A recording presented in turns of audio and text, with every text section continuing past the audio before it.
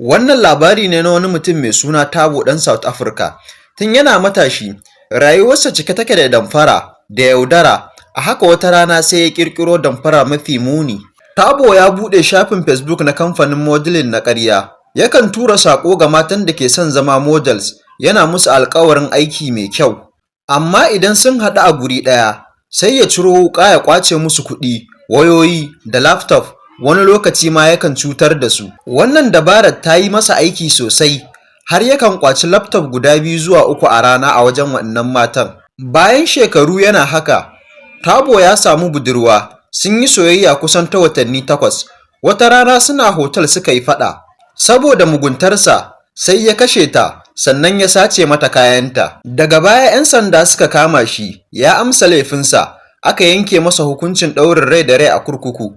Daga baya aka rage masa zuwa shekara 30. Kowa ya yi tunanin nan ne ƙarshen Tabo, amma abin bai tsaya haka ba. A cikin kurkukun, Tabo ya haɗu da wata likita mai suna Dr. Nandi, wadda dama ya santa tun suna kwaleji, kuma ita likita ce mai kuɗi kuma shahararriya ce a shafin Instagram. Abin mamaki, suka fara soyayya duk da cewa ta san Tabo mai laifi ne wanda ya kashe budurwarsa. Dr. Nandi ta taimaka masa duk da yana cikin kurkuku.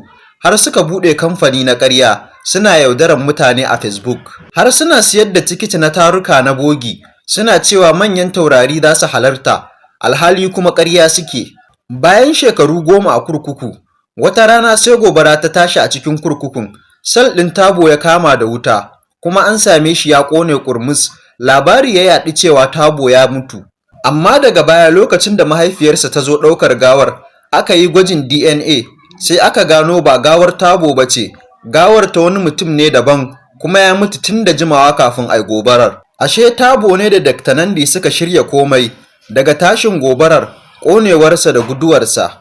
Ashe Dr. Nandi ce ta samo gawar wani mutum daga ɗakin ajiyar gawa. Suka shigar da ita kurkuku, suka ƙone ta a lokacin gobarar. Tabo ya sa kayan jami'an tsaro ya tsere daga kurkukun.